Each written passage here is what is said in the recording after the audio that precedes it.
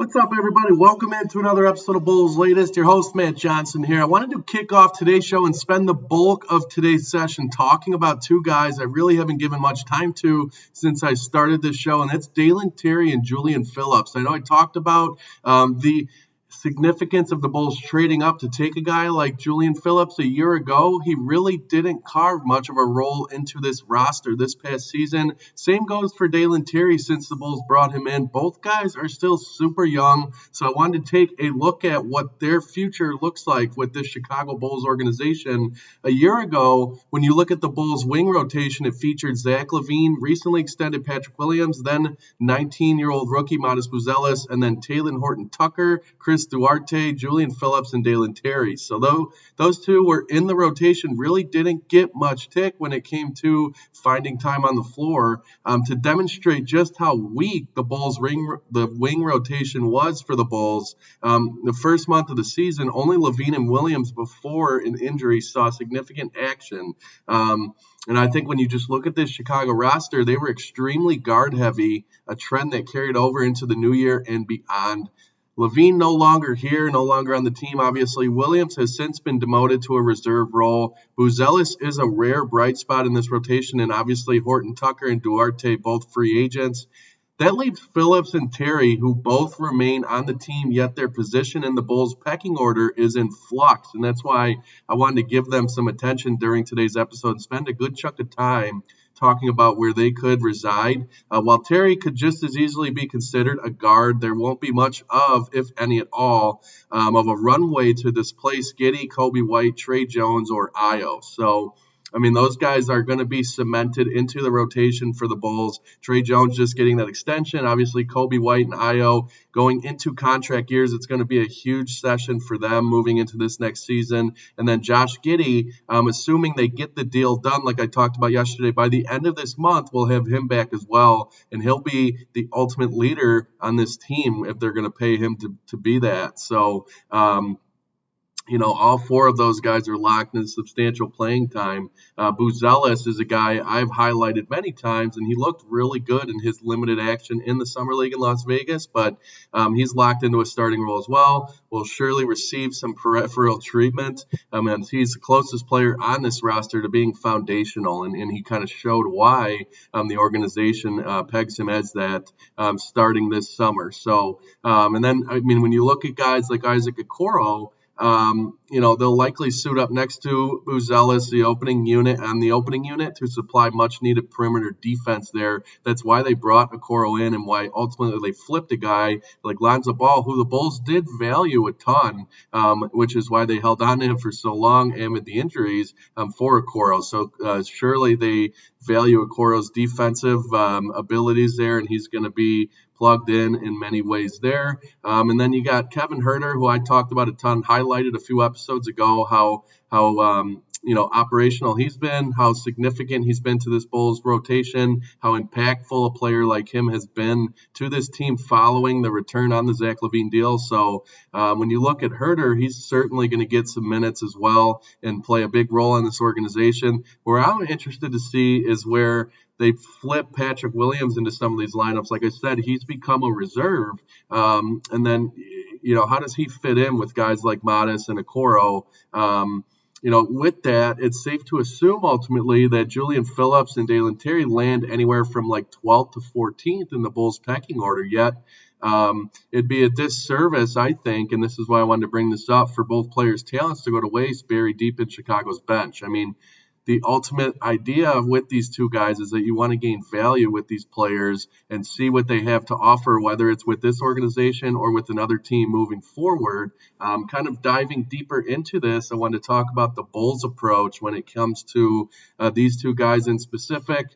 Billy Donovan and co. Must find a way for both youngsters to see the floor for two reasons. First, to decipher whether either player is a keeper, and then second, to spike each wing's trade value before the deadline. And I know it's a long shot to be able to get any sort of value extracted out of these two guys in the trade market, given their very little productivity to this point in their careers. But when you look at the Bulls' approach here and to role players in general, I think these are two guys you need to key in on and what the future holds for them. Obviously, Io and Herter entering the final seasons of their respective contracts. It's quite possible Terry could revert to a primary reserve shooting guard as soon as next season if Chicago believes re-signing Io would become too large of a cost there as well. So I know he's making somewhere around, I think, $9 million, if my memory serves me correct, Io DeSumo, this last year of his deal. So he's gonna warrant some decent money, especially if he looks healthy coming off that surgery and that injury. And so we'll see how that kind of shakes out. The expectation, though, is that Herter, if they do that, if they bring Io back, Herter is going to be sent packing. That ultimately would allow for newly drafted Noah Senge to assume an elevated role here. And I think Senge is a bright spot. You guys know how excited I am about having him in the fold. And I think you could see him have an elevated role in the event that they send Herter packing and bring Io back. So we'll see what happens. Yet, I think bringing back Phillips and Terry as a fifth wing wouldn't be the worst investment. If Chicago feels its wing unit is complete, thinning it out is the best way to move forward. Why not trot both players out as often as possible to gauge trade interest? Now, I know where you're going to fit them in. That's the ultimate question here. I think it'd be worth a while for the Bulls to find a way to do so. Although, there isn't much of an avenue at this point for playing time for either guy. It's in the Bulls' best interest to find one, whether it be to project, a role moving forward or to, measure trade interest for either guy. I think Julian Phillips in particular has a lot of potential. I think that's why you saw the Bulls move up in the draft to take him. They saw that as well. So, diving into those two guys, let me know what you guys think about either player. I know a lot of you have expressed a hometown, favoritism of Dalen Terry. A lot of Bulls fans love Dalen Terry, so it'd be nice to see him get some opportunities. I just don't know, with the Bulls roster being kind of loaded in their spot there, where they're going to get that, especially if Herter continues to play like he did last season. And obviously you have guys like Zach Collins as well, so it's crowded. It's become crowded. It'll be interesting to see how things shake out there, with them moving forward. Again, I like diving into my expectation with things here. I find it hard to believe that guys like Terry and Phillips will carve out a significant role this next season. That's where I stand on it. I know there's a lot of Bulls experts and analysts out there who want to see them get the opportunity. I just don't know where that's going to come from. Given where the Bulls roster stands right now, given the low, the productivity we saw out of Herter, he was very productive after his trade, and then Zach Collins post-Levine trade there. The Bulls' desire to win ball games will ultimately give those guys the most time on the floor. I think the Bulls are going to be in a position where they're going to want to play winning basketball, at least up to the trade deadline. Who knows if Vooch is going to stick around? It's looking increasingly likely, like I've talked about. Io as well. I think the trade market has kind of slowed in terms of him moving on. So I think they have their core guys. So in my eyes, my expectation is that Dalen Terry, Julian Phillips don't necessarily have much of an opportunity to play a bunch of basketball, which is going to be hard to raise their value then and then shifting them to another organization. So and when you look at Io set to return, he'll get a ton of minutes in the final year of his deal as well. I think you're going to see a big year out of Io DeSumo. There's a lot on the line for him moving forward and where his career currently stands. I mean, he coming out of U of I, he was a stud at the University of Illinois and then making a name for himself in the Chicago Bulls organization. This is a big year to kind of tell what's next for Io. So ultimately, I love Julian Phillips and what he offers. Dalen Terry has some upside as well. He's a very young player still. I just don't know where they're going to fit in with this organization this next season. I hope that they do carve out some sort of role. It remains to be seen what that's going to be. Overall, though, I wanted to give a big chunk of the show to that today. And then just kind of wrapping things up here, I wanted to talk about a Kuminga update, an interesting note that I saw. The Athletic posted an article that the Golden State Warriors, I know that I reported this, that they wanted an unprotected first-round pick.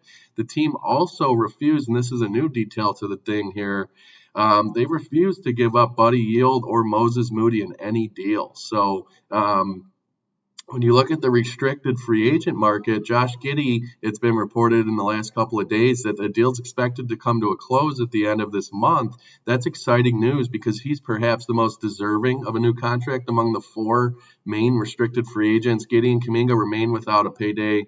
So do Cam Thomas of Brooklyn and Quentin Grimes of the Sixers, who also had impressive seasons. But it's exciting that the news is coming out that the Bulls are going to reach a deal or expected to by the end of this month, because that situation in Golden State is very tricky. It's an interesting one, and that it sounds like they're playing hardball.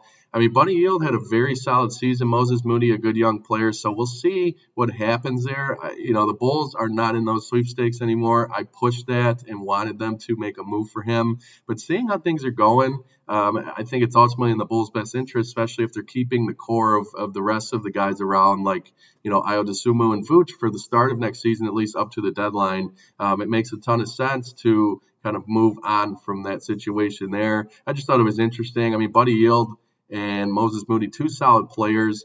So it makes some sense there and why they wouldn't want to move those guys in any trade. It speaks to what they kind of think of Kuminga too, though. I mean, I know they value him, but how much does Golden State value Jonathan Kuminga? I think that's where the frustration is setting in for Kuminga and his camp, is like they want to feel valued. They want to carve out more of a significant role somewhere else. So as far as the restricted free agency goes, those are some names that we'll keep an eye on. We're waiting now. Any day we could see a Josh Giddey deal come to a close here. So that'll be exciting. We have a lot of time left here in August to get that done, but it's expected that by the end of this month, something gets done. So overall, wanted to wrap the show up with that today. Let me know what you guys think about any of these things. Do you think the Bulls' approach on Dalen Terry and Julian Phillips is going to be different than the one I laid out today? What do you want to see in terms of the futures of both guys? As far as Jonathan Kuminga goes, do you want to see the Bulls still make a last-ditch effort to bring him in, or have you kind of moved on from that? And overall, what do you want to see from this Bulls team moving forward? What do you want the roster to look like? I'd be interested to hear some opinions on fellow Bulls fans out there. And overall, I just want to thank you guys for joining me on another episode of Bulls Latest today, and we will see you guys tomorrow.